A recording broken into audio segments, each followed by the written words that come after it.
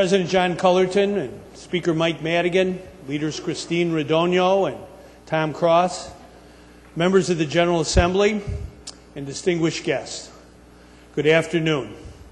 It's an honor to address you at the start of a new legislative session, and let me again welcome our 38 new legislators, men and women committed to serving their districts and our state.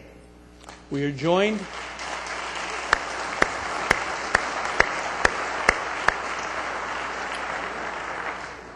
this afternoon by Lieutenant Governor Sheila Simon, Attorney General Lisa Madigan, and Secretary of State Jesse White, Comptroller Judy Bar-Topinka, Treasurer Dan Rutherford, Auditor General Bill Holland, Superintendent of Education Chris Cook, Justice Kilbride, thank you for being here. We want to thank all of those who are present here today. And we want to thank in particular Secretary White for a career of public service and the impact that you have made in reducing traffic fatalities over the past 4 years to historic lows in our state.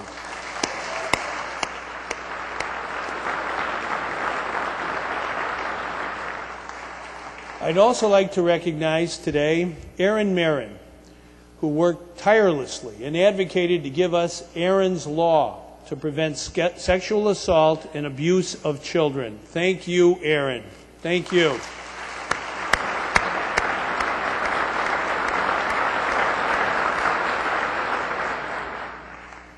And as we gather here today, let us also thank our Illinois men and women in uniform, whose service and sacrifice make occasions like this possible.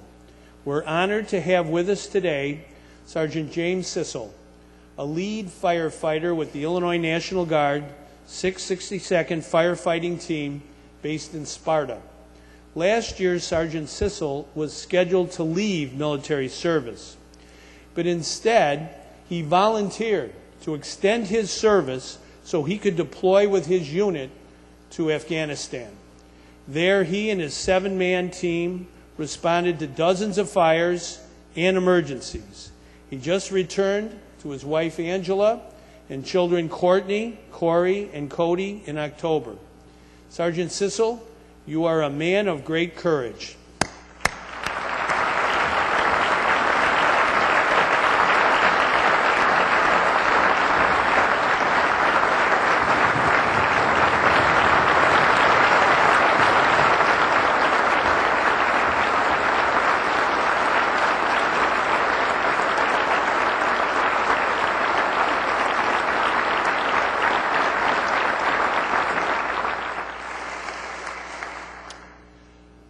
This year we marked the 10th anniversary of the Illinois Military Family Relief Trust Fund, a program which has provided more than $14 million to support families of our deployed service members, including Sergeant Sissel and his family last year. In Illinois, we understand the profound debt of gratitude we owe our heroes. And I'm proud to say, on behalf of the people of Illinois, to Sergeant Sissel, and to all our service members, our veterans, and their families, thank you for your service and your sacrifice.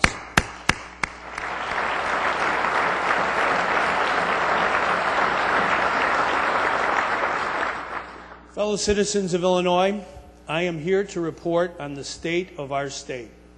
And let there be no mistake, our state is at a critical juncture.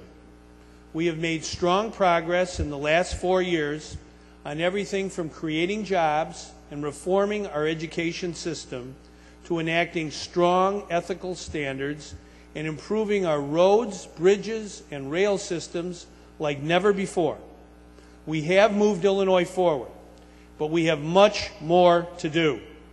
And at this point, each and every one of us has a choice to make about what we want our Illinois to look like. Do we want, in the years to come, a prosperous Illinois where working people continue to have good jobs, where businesses thrive, and where all our children have a world-class education? Or do we want to stop the progress and watch our economic recovery stall? This is a choice about whether we will make the tough decisions necessary to balance our budget by reforming our public pension systems, or whether we will let our jobs, our safety, and our schools be squeezed out by skyrocketing pension costs. We have a tall task ahead of us. This is no small issue.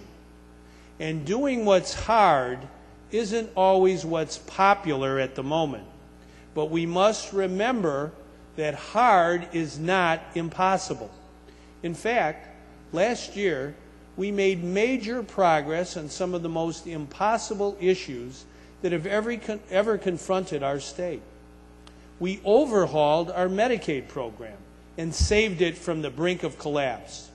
We abolished the troubled legislative scholarship program, and we successfully closed 54 state facilities, saving taxpayers $100 million a year. We did these hard things working together in good faith across the aisle, and that's because we're not an Illinois of 13 million individuals, each going their own separate way. No, we're a community of shared values, and we all share a vision of a better Illinois, an Illinois that is more prosperous, an Illinois that embraces all people, whose communities are safe, and whose children are educated for the good jobs of the future. We all want this. This is our Illinois, and we've made great strides toward making it a reality. Our Illinois is a place where everyone has an opportunity to work and where our companies innovate and grow. When I took the oath of office 4 years ago, Illinois had not had a jobs program to build highways, bridges, and schools in more than 10 years. Within 10 weeks, we passed Illinois Jobs Now, the largest public works investment in our state's history. And between that and our tollway initiative, we've been investing $43 billion to build and strengthen our infrastructure.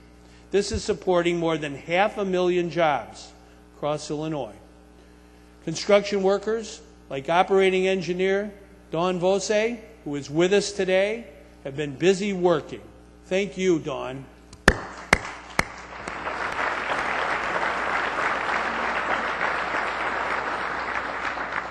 Dawn and her fellow workers are ready to rebuild the Jane Addams Tollway to Rockford.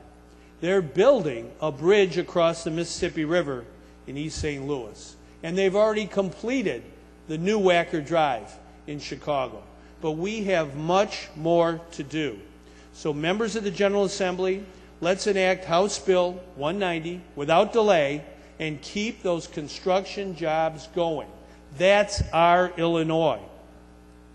Now, 4 years ago, many thought high-speed rail was a pipe dream. But now we're making it a reality in Illinois, creating thousands of jobs and paving the way for more economic growth. 4 years ago, we had leaky pipes and broken water mains and obsolete wastewater treatment facilities. Some of the pipes still in use in Chicago were laid when Ulysses S. Grant was president of our country. That's why 1 year ago, right here in this chamber, I made the commitment to every Illinois resident to update our water systems and make sure that everyone has access to clean drinking water. Through our Illinois Clean Water Initiative, we're investing $1 billion in clean water, supporting more than 28,000 jobs to replace broken water systems, upgrade sewers, and clean up environmental threats. And to Larry Swope of the Illinois Pipe Trades and Jim Coyne, head of Plumbers Local 130, thank you for your hard work.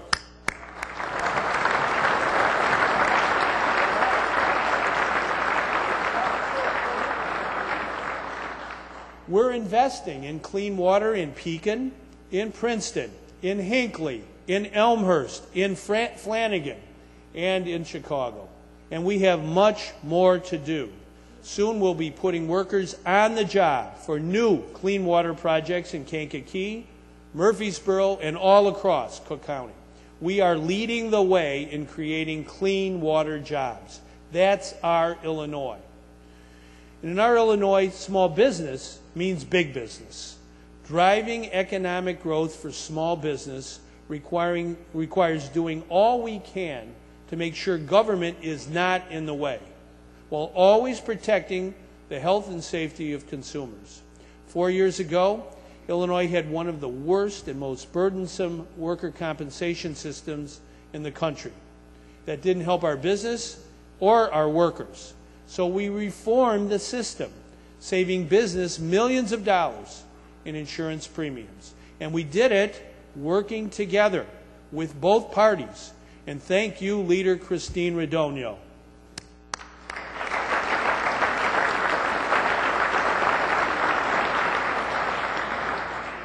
Achieving this reform was not easy, but hard is not impossible.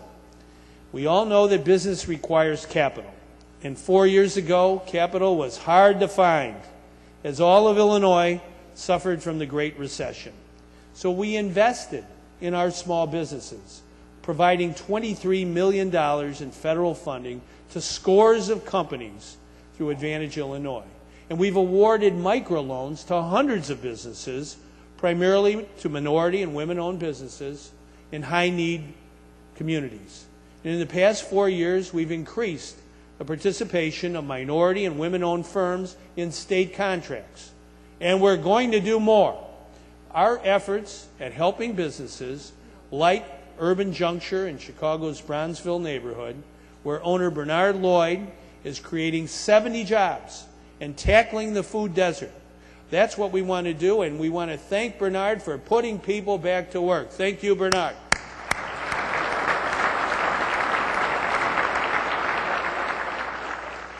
In our Illinois, working people find good jobs, not just for today, but for tomorrow.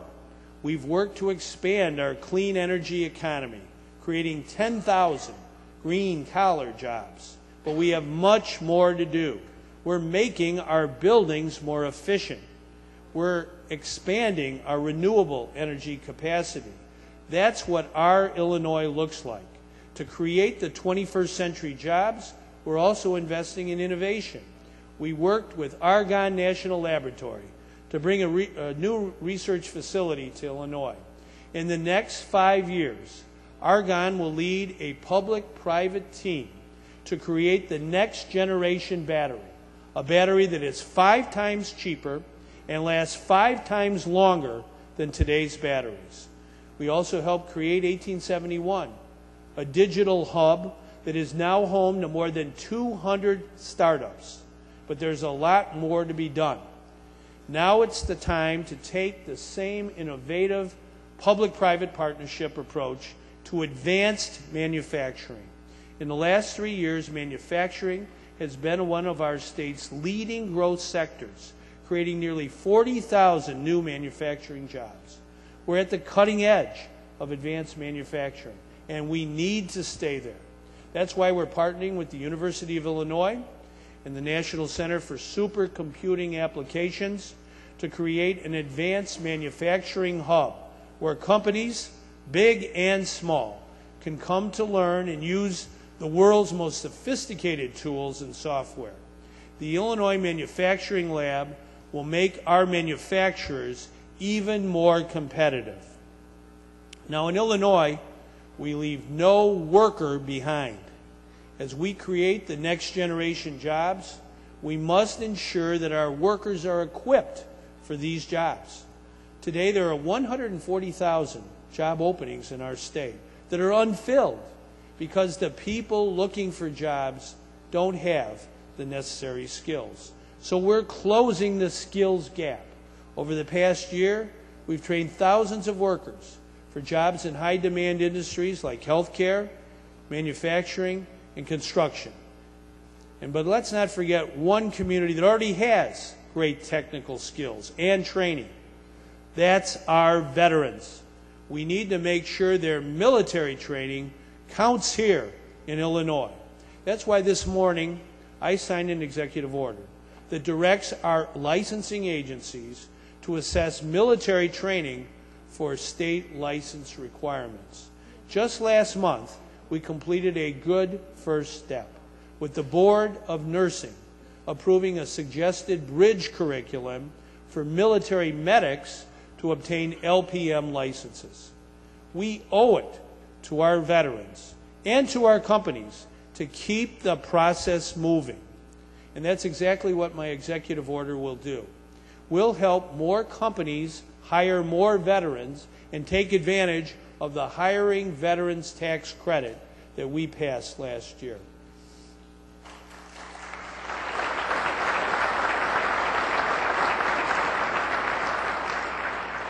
Our shared vision for a better Illinois also means that we must honor the productivity of our workers. Our businesses are only as good as the employees who drive their success. Nobody in Illinois should work 40 hours a week and live in poverty. That's a principle as old as the Bible.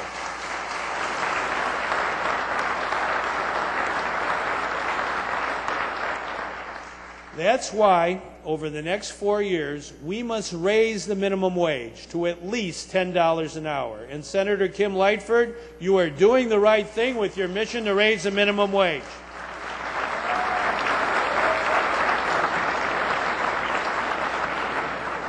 And as Dr. Martin Luther King Jr. once said, it's always the right time to do the right thing. Dr. King also said, of all the forms of inequality, injustice in health care is the most shocking and inhumane. In our Illinois, everyone should have access to decent health care. 12 years ago, when I walked 167 miles across Illinois, I met a young mother in Mendota who worked full-time as a waitress. She didn't have health insurance. That wasn't right then, and it's not right now. Hundreds of thousands of working people in Illinois today do not have health coverage. Fortunately, thanks to President Barack Obama, we now have the Affordable Care Act, which will improve the health of the people of Illinois and create thousands of jobs.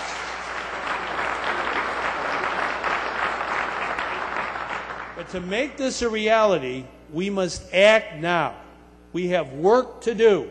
So I call upon the General Assembly to increase access to Medicaid health coverage for the uninsured and to create the Illinois Health Insurance Exchange. I want to thank Speaker Mike Madigan for his commitment to ensure that we reap the benefits of the Affordable Care Act. And to the members of the Legislative Black Caucus, thank you for making sure it's everybody in and nobody left out.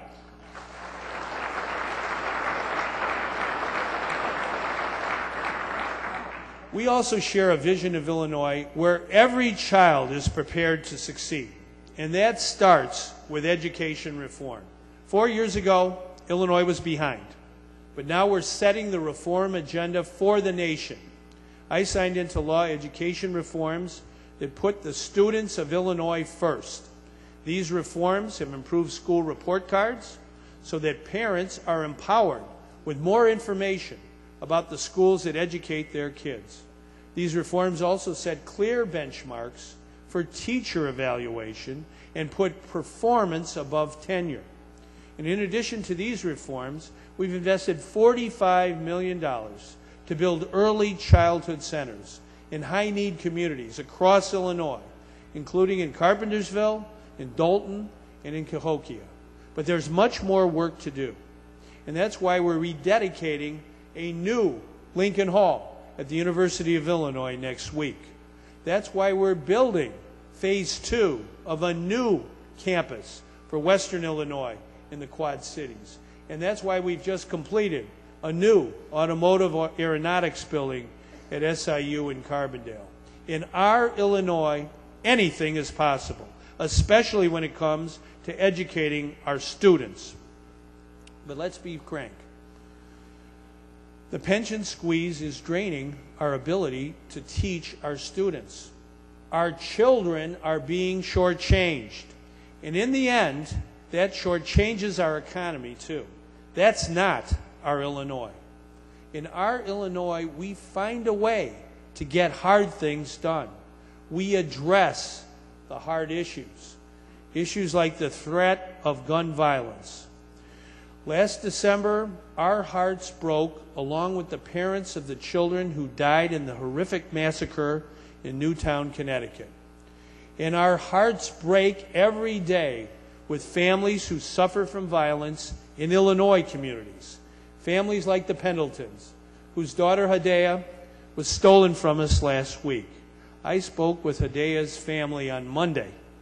There are no words in the English language or any language to relieve the pain of parents who lose a child. In the Old Testament, the prophet Jeremiah wept day and night for the slain of his people. Today, we all weep over the senseless violence in our communities. But as elected officials, we're in a position to do something about it. We have life-saving work to do. We cannot wait for another tragedy to happen before we take action. We must move forward with a comprehensive plan that includes gun safety legislation, mental health care, and violence prevention strategies. That's why today I ask you to move forward with strong public safety legislation that will safeguard the people of Illinois. We must prohibit the sale of assault weapons and high-capacity ammunition magazines in Illinois.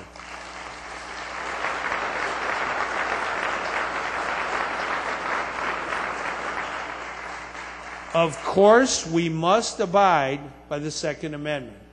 But there is no place in our state for military-style assault weapons designed for rapid fire at human targets at close range. And I want to thank Orland Park Police Chief and former Secret Service agent Tim McCarthy, an American hero who saved the life of President Ronald Reagan, for his help on this issue. Thank you, Tim.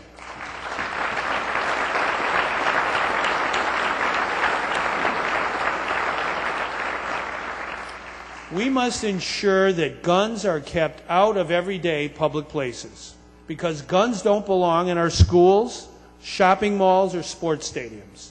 And we must make Illinois safer by strengthening background checks and by requiring gun owners to report lost or stolen guns. And I want to salute Cook County Board President Tony Preckwinkle and State's Attorney Anita Alvarez and Mayor Rahm Emanuel for their leadership on this issue.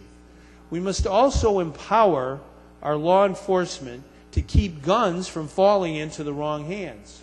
And that means we need reliable mental health records. For years, counties across our state have not been reporting their mental health records to the Illinois State Police. This year, we need every county to step up and do its part to ensure that mental health records are updated in real time. If there's one thing that we can learn from Newtown, it is that we can never rest when it comes to school safety. Last month, I convened a school safety summit with education, public safety, mental health, and law enforcement leaders to identify better ways to protect our schools. Our students and our teachers can never be too prepared. That's why we should pass legislation that will require every school to practice active safety drills that will prepare them for even the worst. Our public safety agenda is both comprehensive and common sense. Together, we can get it done, because that's our Illinois. We also believe in an Illinois where people from all walks of life are welcome. And over the past 4 years, we've made major strides towards achieving this vision of a more perfect democracy. We share the belief that everyone deserves an opportunity to follow their dreams and reach their full potential. But 4 years ago, there was no scholarship program for high school graduates from immigrant families. We changed that by creating the Illinois Dream Commission. And this year, that commission will start awarding scholarships to dreamers across Illinois.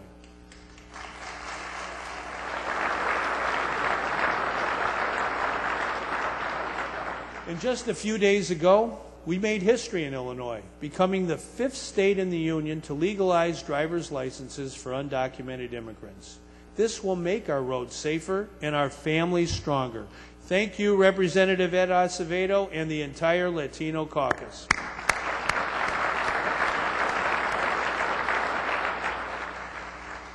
Four years ago, Illinois lagged behind the nation in providing community care to people with developmental disabilities and mental health challenges.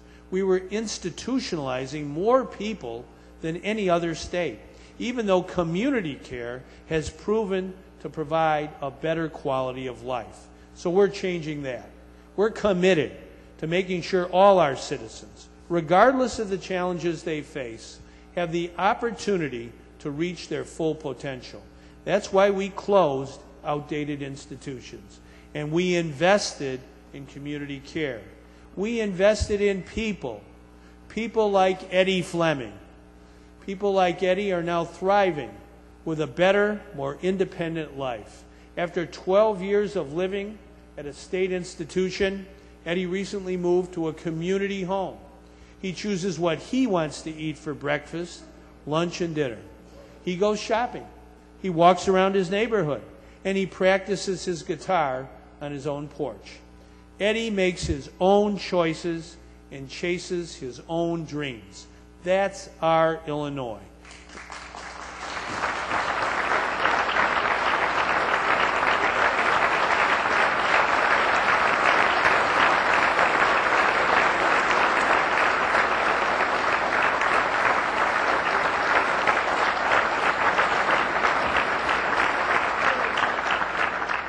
Glad Eddie is here today, because that's really what our government is all about, helping people like Eddie who need champions.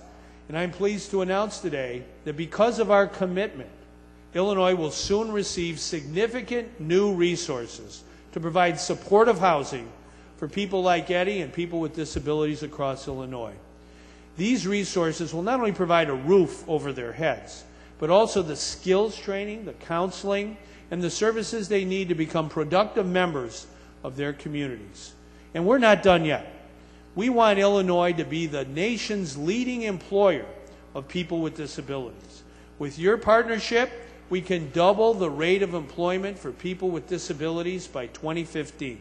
Our Illinois is an employment-first state.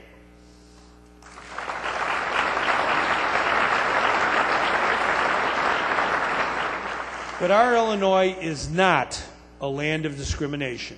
4 years ago, nobody thought civil unions would be possible here. Today, civil unions are the law of our state, and nearly 5,200 couples across 94 counties have joined in a civil union. Now, it's time to take the next step in achieving full equality.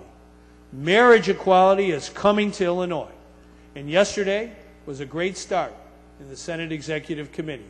I want to thank Senator Heather Staines, Representative Greg Harris, for their work to move Illinois forward. Let's pass this bill for marriage equality, and let's do it now.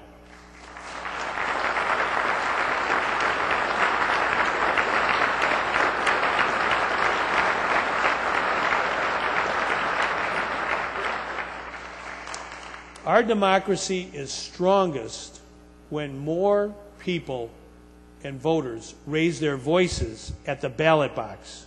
That's why Illinois should join 15 other states in making voter registration available online. We must move our election process into the 21st century. And while we're at it, let's pass a long overdue law to allow voters to participate in primary elections without having to publicly declare their party affiliation. That's our Illinois. And in our Illinois, consumers are protected. Everyone in the marketplace deserves a fair shake. 4 years ago, runaway bankers brought the Illinois economy to its knees. These shady operators peddled risky mortgage loan products, costing far too many people their homes. We must protect our homeowners from this kind of fraud and abuse. And thank you, Senator Jackie Collins and former Representative Karen Yarborough for your legislation to help people who are facing foreclosure. I will proudly sign your bill into law this Friday.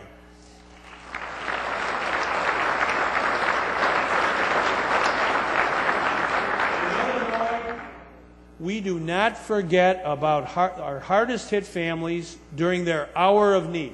That's why we've helped 6,550 families in 92 counties stay in their homes through our hardest hit program. And more than 500,000 families have received counseling and other resources through the Illinois Foreclosure Prevention Network that I launched last year. But there's much more to do. We want to help more families stay in their homes in the year to come. A fair shake for consumers also means protection from unfair practices by big utility companies. 30 years ago, I spearheaded a referendum campaign which created the Illinois Citizens Utility Board, our watchdog over the utility giants. Since then, CUB has reduced utility rate hikes and won billions of dollars in refunds for consumers. Now more than ever, we need a strong Consumer and Citizen Utility Board and a strong Illinois Commerce Commission.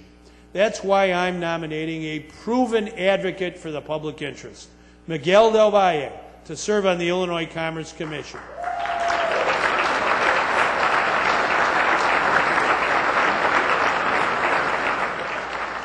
Thank you for your service, Miguel.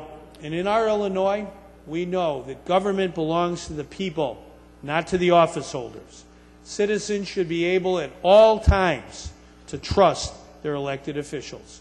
4 years ago, Illinois was the Wild West of campaign fundraising, and it showed. We had a corrupt governor removed from office and headed to prison, and another already in prison, both for fundraising abuses. This was not our Illinois, so we changed it. We passed a strong ethics code for office holders and public employees. For the first time in our history, we enacted campaign contribution limits. And we gave the people of Illinois the ability to use the power of petition to recall a corrupt governor. But our constant mission to restore integrity to government cannot end here. We have more work to do.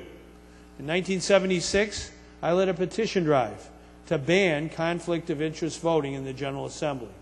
635,158 voters signed this petition, the greatest number of signatures ever gathered on a single petition in Illinois history. Silence about conflict of interest voting wasn't our Illinois then, and it's not our Illinois now. We can do better. Conflicts of interest are regulated all over, from the Illinois Supreme Court to right here in the executive branch. And more than 30 states have banned conflict of interest voting. So should Illinois.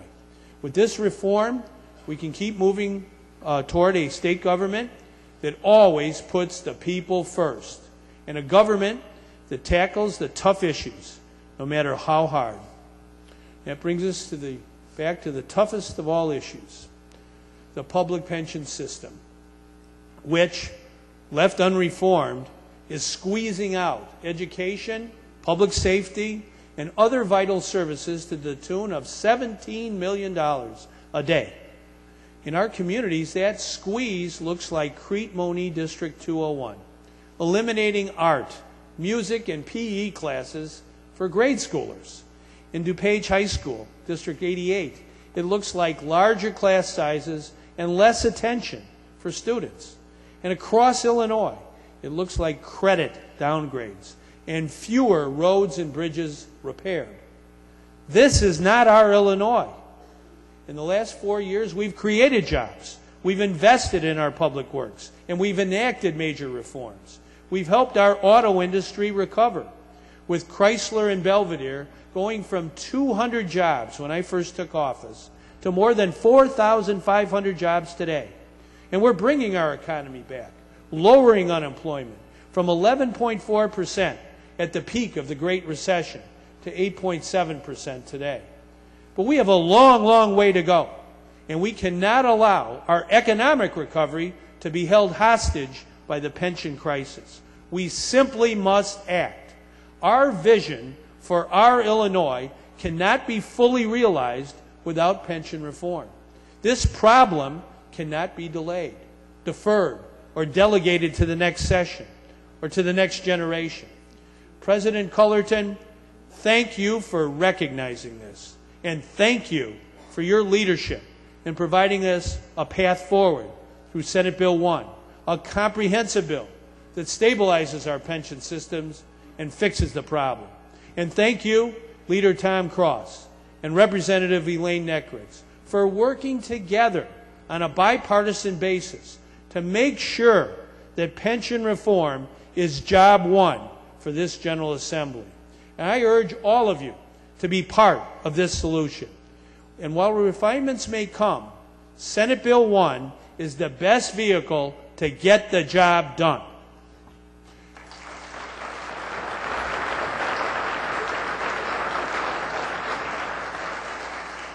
Hard is not impossible.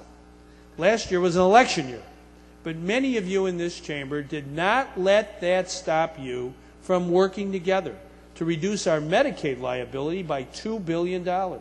That wasn't easy to do with a $14 billion program, but you did the right thing. You also worked with me to abolish the much-abused legislative scholarship program. That program was around for more than 100 years, but you did the right thing. And when I proposed closing 54 facilities across Illinois to save taxpayers millions of dollars, some of you weren't happy, but we got it done because it was the right thing to do. And as you look around this chamber, please realize you are the answer. What we all need in this coming session is courage, real political courage to do the right thing. We don't need to look any further for examples of courage than our men and women in uniform. Men like Sergeant Tyler Ziegel, a proud Marine who grew up in Metamora, Illinois. And on Christmas Eve of 2004, Ty suffered massive and disfiguring injuries when a suicide bomber attacked near his vehicle in Iraq. Like so many of his fellow wounded warriors, Ty fought back. He fought back through 59 surgeries and untold emotional scars to become an advocate for veterans and military families. Last December, Sergeant Ziegel died in an accident. May his immortal soul rest in peace. He was a great Marine, Semper Fi, and a man I was very proud to know. And if our service members like Tyler Ziegel can summon that kind of courage day after day, then surely we can summon political courage in the days to come. With courage, hard is not impossible. We are not a state, we are not a people that shies away from hard things. Not in the land of Lincoln. That Illinoisan who showed the whole country and all posterity what's possible when commitment and integrity are brought to bear. Together, we can guide Illinois safely through this pension challenge, and we can continue to make our Illinois a reality, an Illinois whose people and businesses prosper, an Illinois which lives up to its proud history, and which would make Abraham Lincoln himself proud, an Illinois in which the will of the people is the law of the land. Thank you very much.